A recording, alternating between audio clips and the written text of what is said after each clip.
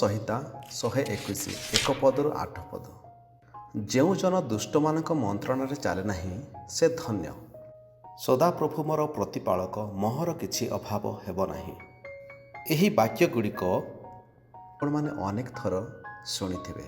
ହଁ, ଏହି ବାକ୍ୟଗୁଡ଼ିକ ଗୀତ ସଂହିତାରେ ଲେଖାଯାଇଛି। କିଏ ଈଶ୍ୱରଙ୍କ ଦ୍ୱାରା ଆଶୀର୍ବାଦ ପ୍ରାପ୍ତ ଅଟନ୍ତି? ଏହାର ଉତ୍ତର ଗୀତ ସଂହିତାରେ ଆମେ ଦେଖୁ। ଯେଉଁମାନେ ପ୍ରକୃତରେ ସୁଖମୟ ଜୀବନଯାପନ କରନ୍ତି ସେହିମାନେ ହିଁ ଈଶ୍ୱରଙ୍କ ଦ୍ୱାରା ଆଶୀର୍ବାଦ ପ୍ରାପ୍ତ ଅଟନ୍ତି। ତଥାପି ଗୀତ ସଂହିତା କେବଳ ଖୁସି ଓ ଆନନ୍ଦ ଏବଂ ଅବକାଶର କାହାଣୀଗୁଡ଼ିକ ଧାରଣ କରେ ନାହିଁ। ବାଇବଲରେ ଲିଖିତ ହୋଇଥିବା 150ଟି ଗୀତ ସଂହିତା ଗୁଡ଼ିକ ମଧ୍ୟରୁ ଅଧିକାଂଶ ଏପରି ଲୋକମାନଙ୍କ ବିଷୟରେ ଲେଖାଯାଏ ଯେଉଁମାନଙ୍କର ଜୀବନ ଅତି କଷ୍ଟରେ ଅତିବାହିତ ହୋଇଛି। ହଁ, ଯେତେବେଳେ ସେମାନେ ଈଶ୍ୱରଙ୍କଠାରେ ବିଶ୍ୱାସ କରିଥିଲେ ସେମାନେ ଅନ୍ୟମାନଙ୍କ ଦ୍ୱାରା ଅନ୍ୟାୟର ଶିକାର ମଧ୍ୟ ହୋଇଥିଲେ ଓ ସେମାନଙ୍କୁ ଅନେକ ଲୋକ ସମାଲୋଚନା ମଧ୍ୟକୁ ଆଣିଥିଲେ। ଆଜି ଆମେ ପଢ଼ୁଥିବା ଗୀତ ସଂହିତା ଜଣେ ବ୍ୟକ୍ତିଙ୍କ ବିଷୟରେ ଗୀତ ଉପସ୍ଥାପନ କରେ ଯିଏ ଏତେ କଷ୍ଟଦାୟକ ପରିସ୍ଥିତି ଦେଇ ଏକ ଦୀର୍ଘ ଯାତ୍ରା କରିଥିଲେ। ତାଙ୍କ ଯାତ୍ରା ଅନୁଯାୟୀ ସେ ସଦାପ୍ରଭୁଙ୍କ ଗୃହ ଜେରୁସାଲେମର ନିକଟକୁ ଉପାସନା କରିବା ପାଇଁ ପଦକ୍ଷେପ ନେଇ ଆଗକୁ ଯାଇଥିଲେ। ଏହି ବ୍ୟକ୍ତି ଏକ କଷ୍ଟଦାୟକ ପରିସ୍ଥିତିରୁ ରକ୍ଷା ପାଇବା ପାଇଁ ଈଶ୍ୱରଙ୍କ ଆଡ଼କୁ ଧାବମାନ କଲେ। ତଥାପି ସେ ପଥ ମଧ୍ୟରେ ଏପରି କହନ୍ତି, ଯେତେବେଳେ ମୋ ଆଖି ଆଗରେ ବିରାଟ ପର୍ବତ ଦେଖାଗଲା ମୁଁ ଆଶ୍ଚର୍ଯ୍ୟ ହୋଇଗଲି। ସେ ମଧ୍ୟ ଏପରି ଭାବନ୍ତି, ସେଠାରେ ଅର୍ଥାତ୍ ଈଶ୍ୱରଙ୍କର ଉପସ୍ଥିତିରେ ପହଞ୍ଚିବା ପାଇଁ ମୋତେ ସେହି ପର୍ବତ ଉପରକୁ ଚଢ଼ିବାକୁ ପଡ଼ିବ କି? ଏହା ତ କଷ୍ଟକର ବିଷୟ। ମୁଁ ଇଚ୍ଛା କରେ କେହି ମୋତେ ସାହାଯ୍ୟ କରିପାରିବେ କି? କିନ୍ତୁ ଈଶ୍ୱର ତାହା କରନ୍ତି ନାହିଁ। ତଥାପି ସେ ଏପରି ସ୍ୱୀକାର କରନ୍ତି, ଉଚ୍ଚ ପର୍ବତ, ସ୍ୱର୍ଗ ଏବଂ ପୃଥିବୀ ଏ ସମସ୍ତ ବିଷୟବସ୍ତୁ ସଦାପ୍ରଭୁ ସୃଷ୍ଟି କରିଛନ୍ତି।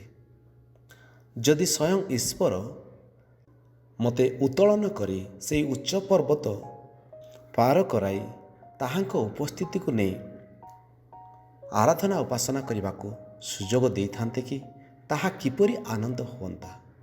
ଏହିପରି ସେ ଭାବନ୍ତି। ଏହିପରି ସମୟରେ ହଠାତ୍ କିଛି ଆଶ୍ଚର୍ଯ୍ୟଜନକ ଘଟଣା ଘଟିଲା। ଏହି ବ୍ୟକ୍ତି ସ୍ୱୀକାର କରିବା ପରେ ସେ ମୁଣ୍ଡ ବୁଲାଇଲେ ଏବଂ ତାଙ୍କ ଚତୁଃପାର୍ଶ୍ୱରେ ଦେଖିବାକୁ ଲାଗିଲେ ଆଉ ସମସ୍ତ ବିଷୟବସ୍ତୁ କିଛି ଅଲଗା ହୋଇଯାଇଥିଲା। ଯେଉଁ ପର୍ବତ ତାହାଙ୍କୁ କଠିନ ପରିସ୍ଥିତିରେ ପକାଇଥିଲା ସେହି ପର୍ବତ ଉପରେ ଚଢ଼ି ଡେଇଁ ଡେଇଁ ସେ ଆଗକୁ ଯିବେ ବୋଲି ସ୍ୱୀକାର କରନ୍ତି। ସେ କହନ୍ତି, ଈଶ୍ୱର କଦାପି ଶୋଇନାହାନ୍ତି ଏବଂ ମୋତେ ରକ୍ଷା କରୁଛନ୍ତି। ମୋର ପାଦ ଶକ୍ତି ହାସଲ କଲା।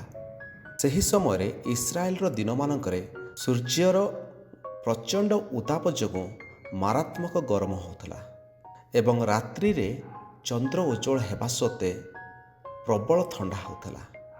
ଏହି ପ୍ରକାର ପରିସ୍ଥିତିରେ ସେ ଏପରି କହନ୍ତି, ମୋତେ ଅନେକ କଷ୍ଟ ହେଉଥିଲା ଓ ମୋର ମନ ପ୍ରାୟ ଭାଙ୍ଗି ପଡ଼ିଥିଲା।